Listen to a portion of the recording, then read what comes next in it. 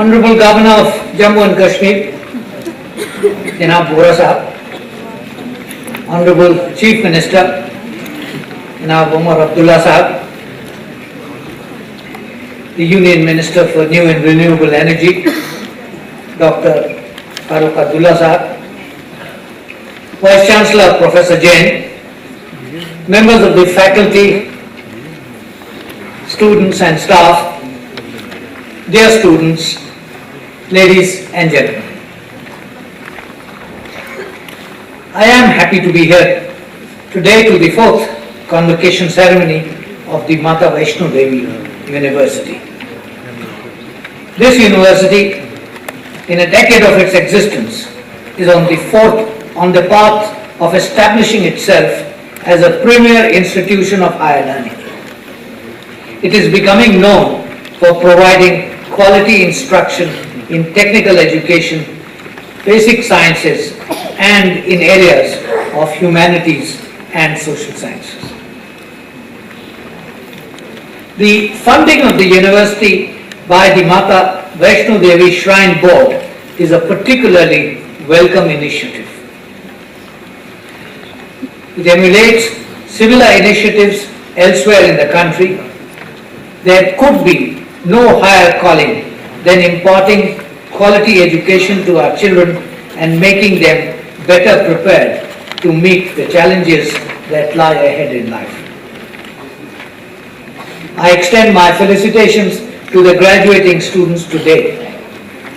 They owe their success to their own industry and dedication. In this hour of success, however, they must not forget the vital role played by their parents and teachers who have helped them in achieving their objectives. The graduating students should know that the pursuit of knowledge does not end with the portals of the university or with the acquisition of a university degree. Their journey in life now begins. Whether they enter the job market or go on to pursue further studies, they must remember that there is no end to education. As J. Krishnamurti said, it is not that you read a book, pass an examination and finish with education. The whole of life, from the moment you are born to the moment you die, is a process of learning. So keep learning and pursue excellence. Strive to become better human beings for your own sake and for the society you live in. The vision of Shri Mata Vaishno Devi University is to establish a scientific and technical university of excellence, to nurture young, talented human resources for the service of Indian society and the world at large, while preserving the integrity and sanctity of human values.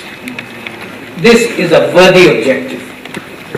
Its realization in good measure would fulfill our aspirations of overcoming existing and emerging challenges and building a modern, progressive and just society.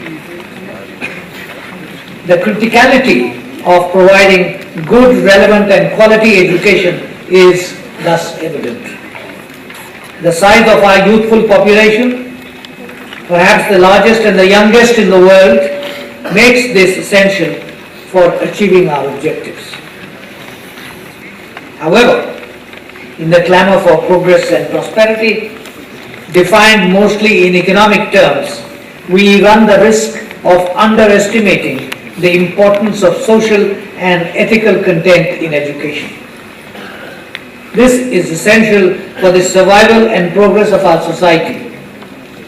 As the philosopher Plato put it, and I quote, "Justice in the life and conduct of the state is possible only as first it resides in the hearts and souls of the citizens." End quote. Here too, education has to play a critical role in imparting these values and turning out more responsible citizens of tomorrow. This is more so because we continue to witness a general disregard of these fundamental values in our public life. A failure to arrest this phenomena would be detrimental to social cohesion. A question can, therefore, be squarely posed. How do we go about achieving this goal? The Constitution of India, ladies and gentlemen, is the fundamental law of the land and the foundation on which our republic rests. It is a constitutive document which recognizes and creates an identity, articulates a vision of what it means to be an Indian. It provides an effective legal framework for the smooth functioning of our large, complex democracy based on ideals of individual freedom, community rights, and limited government power. The principles of democracy, secularism, and the rule of law, along with ideals of justice, liberty, equality, and fraternity, are firmly embedded in our Constitution and constitutes its basic structure. These principles provide the framework in which our polity and society is to be governed. In a multi-religious, multilingual, multi-ethnic society of over 1.2 billion, marked by severe socio-economic disparities compounded by immense geographical diversity, establishing a truly representative democracy is a major task. Managing narrow interests based on caste, religion, sect, language, ethnicity, and region, and integrating them into what would constitute an overriding national interest is amongst our foremost challenges. So is ensuring the separation of power between the three pillars of the government and between the constituent units of the Federation. Reconciling the limits to government power with individual rights and duties is also essential. How to accomplish this complicated balancing act?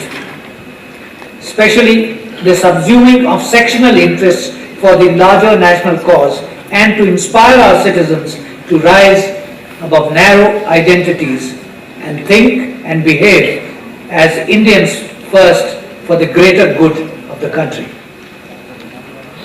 This is vital for our nation because it would not be correct to say that while the political integration of the country was achieved after independence, the hearts and minds of the people are yet to be united to the desired extent. It is the Constitution, friends, that provides a functioning framework for the attainment of this objective. It has been described as a document powerful in its vision and intricate in its formulation on the basic purposes and aspirations of our society, including the common welfare of the people. It provides the contours of a value system from which our enlightened citizenry could derive guidance, especially from the principles listed in the preamble in the section on fundamental rights and fundamental duties. If followed in letter and spirit, the Constitution has answer to almost all the vexing questions confronting our nation today. Needless to say, this solution assumes the existence of an educated and enlightened citizenry which could also hold its elected representatives in government and parliament accountable. Creating a responsible citizenry is a task which cannot be left only to the government. It needs to begin at the school level. Education should reaffirm our commitment to the concept of equality amongst diversity. It must promote values that foster justice, peace, humaneness and tolerance in a multicultural society. These values, imbued with a scientific temper, creativity and curiosity amongst our young, can be inculcated and carried forth in primary, middle and senior school levels and beyond it to college and university. This endeavor would also require the cooperation and support of the parents, guardians and the wider community. Another value of relevance is pursuit of excellence. In the world of today, mediocrity has no place. I am happy to note that the mission of this university is the pursuit of education, scholarship and research at the highest international levels of excellence, particularly in areas of science and technology.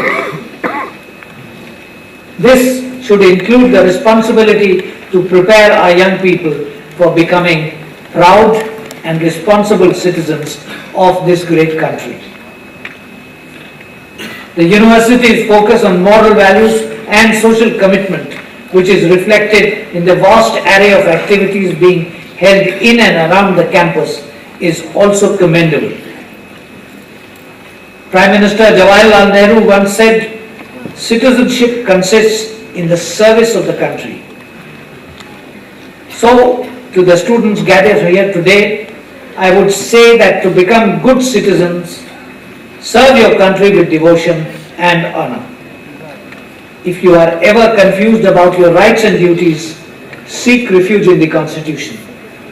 It will guide you in the right direction. Service of the nation in no way precludes the essential pursuit of your personal interests and ambitions, for collective good is the sum total of individual excellence and progress.